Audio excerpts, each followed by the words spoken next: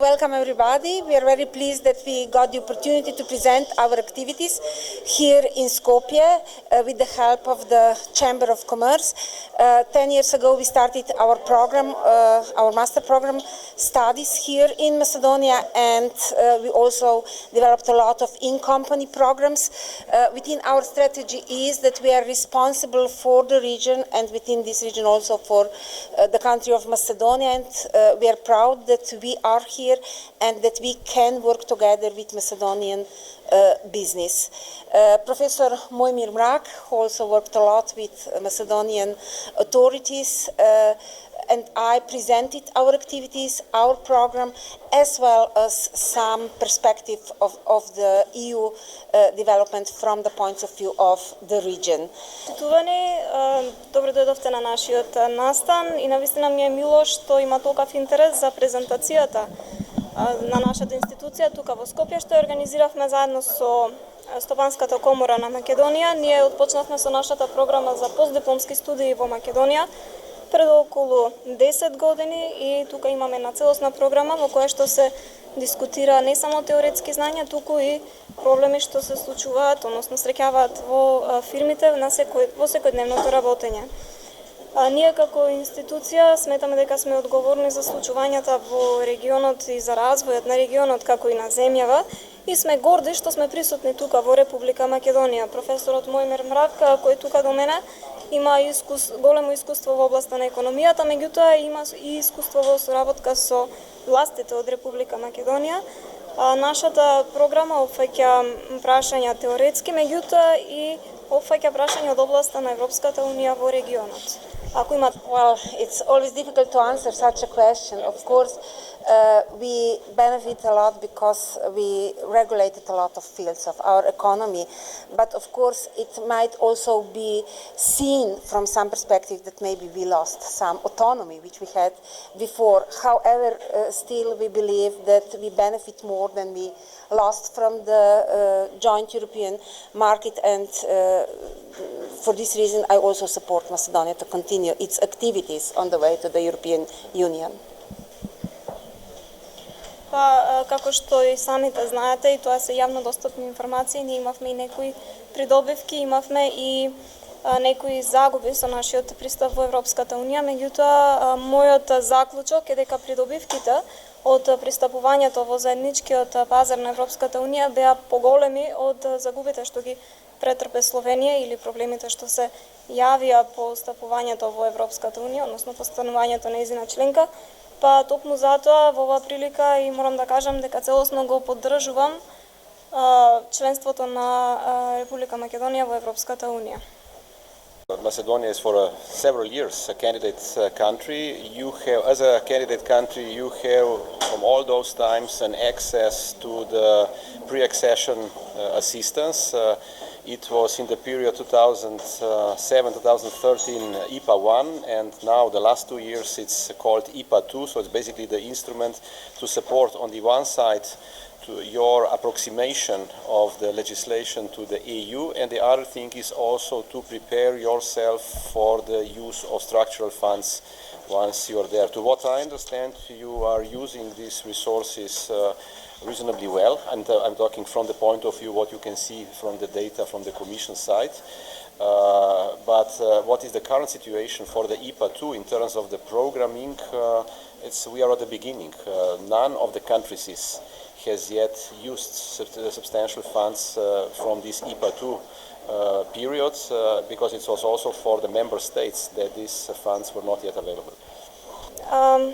Па јас знам дека Република Македонија веќе неколку години е кандидат за влез во Европската унија и во целиот овој период има пристап до предпристапната помош наменета за земјите кандидати. Тоа, како што знаете, се ИПА 1 која што траеше од 2007 до 2013 година и компонентата ИПА 2 која што се користи во последниве 2 години. Целта на ИПА програмата е да го помогне приближувањето на земјата кон Европската унија, односно од една страна кон европското законодавство, меѓутоа исто така и да ја подготви земјата за користење на фондовите за структурните реформи што се потребни во земјата.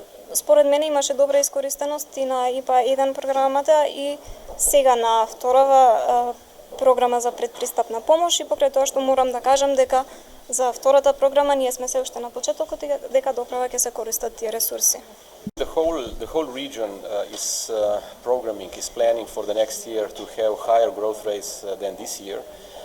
But on the other side, as you are basically saying, there are some risks which do intensify. And I don't think that anybody at this moment can really make a good judgment what does this crisis with the refugees means in economic terms. There will definitely be an impact on public finances on some of the countries.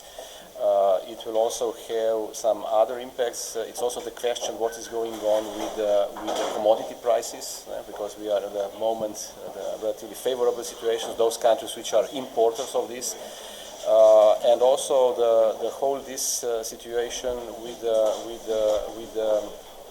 Greece in terms of the Eurozone solutions are not stable on the long run. So, as I said in the presentation, the risks have increased over the last half a year, and this, of course, makes the projections in terms of the growth more vulnerable, dependent on how this risk will actually be, implemented or not. So that the environment is, I would say, more volatile than it was maybe half a year ago. This is not for Macedonia, I'm talking generally for the region. Како што знаете, во регионот, на ниво на регион се планираат повисоки стапки на раст, тоа не е случајот само во Македонија, меѓутоа, како што и кажа во мојата презентација, ризиците се зголемуваат. Важно е да се каже дека во моментов никој не знае какво ќе биде економското влијание на бегалската криза во регионов. Како се разбира, тоа ќе има влијание на јавните финансии на секој од државите што се соочува со ова криза. Во моментов имаме исто така поволна ситуација со цените на производите, меѓутоа не знаеме тоа како ќе се развива во иднина. И уште еден извор на ризик е ситуацијата во Грција и ситуацијата во зоната на еврото. Ова е нестабилна ситуација, не знаеме што ќе се случи во иднина. Ви кажав и претходно, ризиците на глобално ниво се зголемени и токму затоа, особено во последниве 6 месеци, токму затоа проекциите што ги правиме за економскиот раст се подложни на овие зголемени ризици. И ова не го говорам само за Македонија, туку го говорам општо за целиот регион. Well, public debt is a problem. I think it's for the time being much less a problem in Macedonia than in some other countries in the region.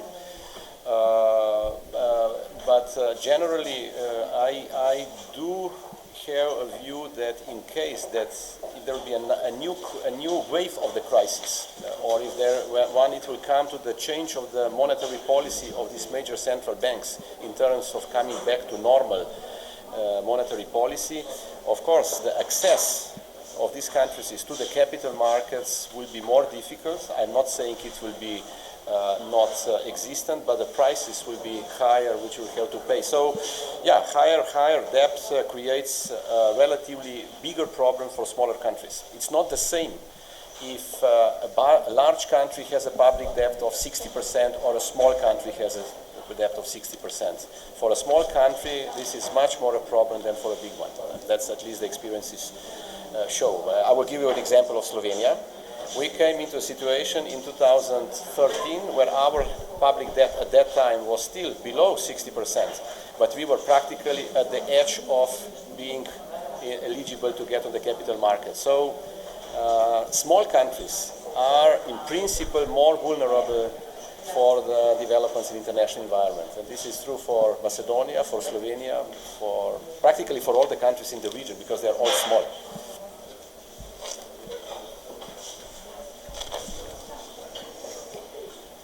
Можам да кажам дека јавниот долг во моментов не е толков голем проблем за Република Македонија како што е проблем за некои други земји во регионот.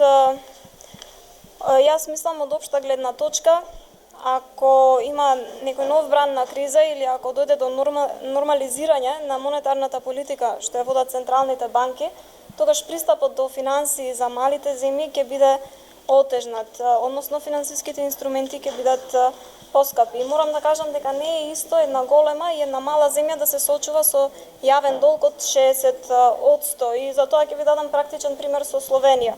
Во 2013 година јавниот долг на Словенија беше речиси 60%, значи не беше 60%, меѓутоа блиску до таа стапка.